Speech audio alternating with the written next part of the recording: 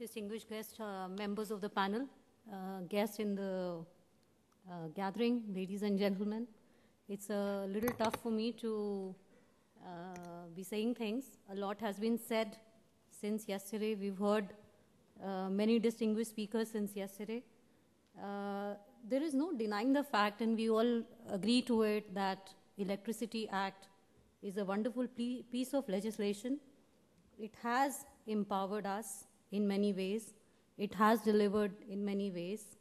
And there are shortfalls, there are shortcomings, but we have acknowledged that these can be plugged. There is a way out. You heard the diversity on the panel today. This Maharashtra, Haryana, Assam, Delhi, and also Mr. Wadhwa, who represented Delhi earlier, now with another company.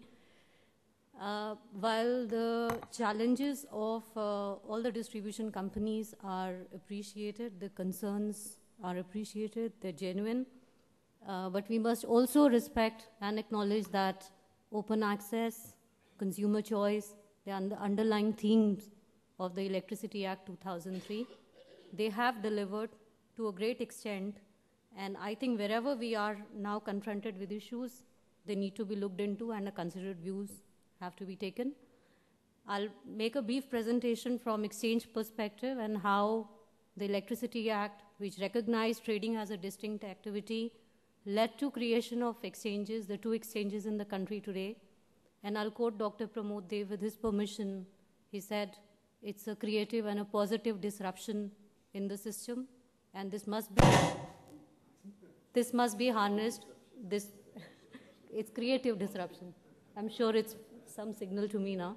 It's a creative disruption. It must be harnessed to our further growth. In 2009, the operationalization of open access started.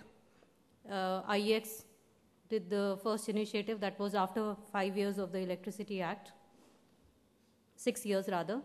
And what panel speakers have already mentioned, we are in a situation with a partial open access and not a full open access. It is for the consumer who's opting to choose for open access, deciding that there are reasons for which he cannot move out, and therefore he must live with partial open access. Some of these reasons, as we understand, are economical reasons or even the reasons for shortages that existed in the late part of the 9th plan, the early part of the 10th plan. So to that extent, open access has really enabled us, enabled our industry, enabled our states to leverage the situation to their benefit. This slide says a big story, and the numbers are speaking here. From 9 consumers in August 09, we are almost 2,000 open access consumers today on the exchange out of total 2,300 participants. That's the blue line. And this 211-fold increase in the numbers says that there is a lot of belief in open access among the industry and among the generators.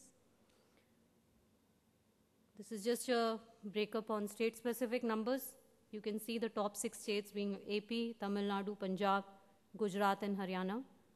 And of late, AP has even surpassed Tamil Nadu, which was so far the leading state on open access due to increasing power deficit in the state. There were restriction and control measures which were imposed. Industry had nowhere to go except to buy power through open exchange and continue their industrial processes and functions.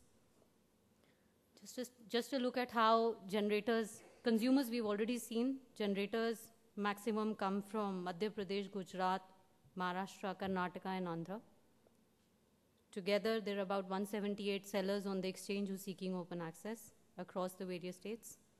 And if you look at a load-specific segregation, there are about consumers from 1 megawatt, which is the minimum eligibility, to 10 megawatt and above also, but maximum is between 1 and 5. That's about 83% of our clientele in that category.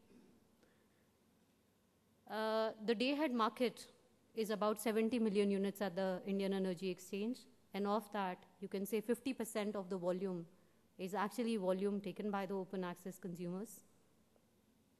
And this has increased over the years. As you can see, from 09 to 13, variation is from 472 MUs to 2,115 MUs. A look at how regions and states are faring. And West is pretty good, open access, buy and sell, permissible in all the states for the consumer to decide what they want. Delhi and UP North don't have either in buy side or sell side. In South, Section 11 Tamil Nadu, so only sell restricted. In East, West Bengal, only buy restricted.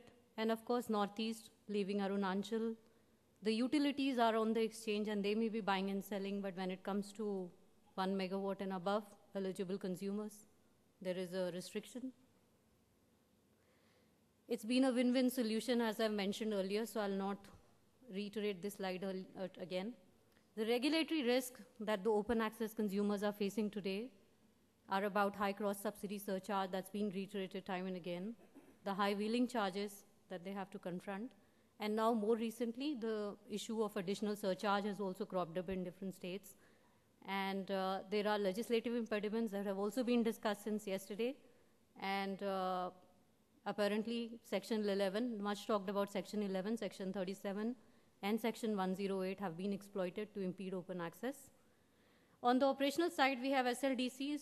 They have their own genuine reasons, or they are not keen to allow open access, or they're not equipped enough to allow open access. The procedural and the infrastructure constraints that may exist. Just something about state-specific. In Punjab, very recently, we have high wheeling charges on the open access consumers, about 1 rupee 20 paisa per unit. In Haryana, as Sir also mentioned, Charanji mentioned, it's creating an issue. We know that the regulators come out with a regulatory amendment when we're hoping to resolve the DISCOM issues, which help DISCOM become uncertain in terms of managing open access consumers. There's Gujarat and Haryana, there's proposal by DISCOMs to levy additional surcharge, although they've been knowing there are open access consumers in the state, but I think now there's a problem of, the new problem of plenty that's also coming up. There's more generation.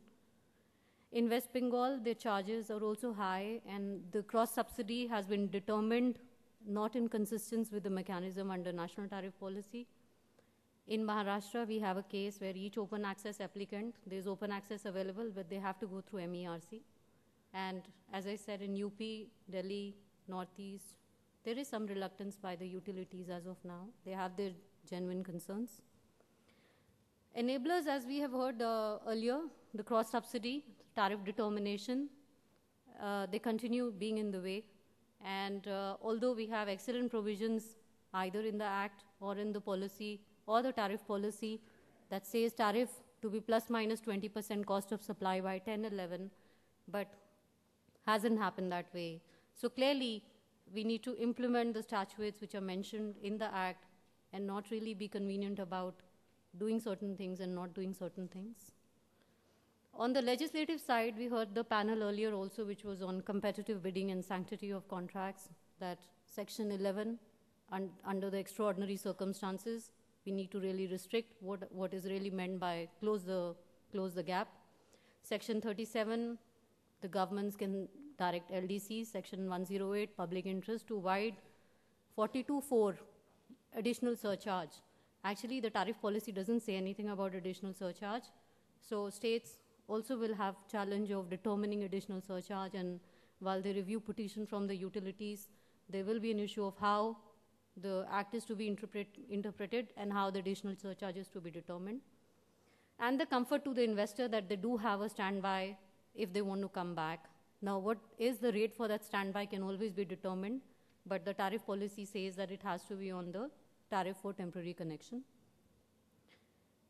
On the operational side, content and carriage separation, we've heard so many times, but what I'm saying here is only about the operational, not the structural separation, but just the segregation that allows transparency. If I'm a consumer or if somebody else here is a consumer, they must know what energy they're paying, what network they're paying, what loss they're paying, what surcharge they're paying. And this must be reflected in each and every consumer's bill. I believe MERC has taken some lead in this direction. 2 minutes. SLDC's equipment has to be done. There's money that SLDC charges for granting open access, but investing that money back into enhancing the capability and putting in place the necessary infrastructure which is required. There's open access registry that we've suggested from Indian Energy Exchange, which can help to bring transparency and facilitate faster transactions using automatic rule-based clearance while removing manual discretions. This is what, I'm not going to go into detail because it's another topic of discussion. One can take some time. This concept has been sort of proposed to CERC and NLDC, and we've had some initial discussions on it. It's in very early stages, but just proposing that on the operational side to make things better, something like OAR, the registry framework, can be useful. It's just on the lines of the registries that exist in the equity and security segment where you talk about the CDSL and NSDL. So it stores all the information. There is information on who's being granted. There's information on what corridor is available, what corridor is gone. So everything is live there on the screen at this interface, which is common for applicants, for system operator, regulator get their information from it, and also financial institutions in future, they'll have access to it. And that's it.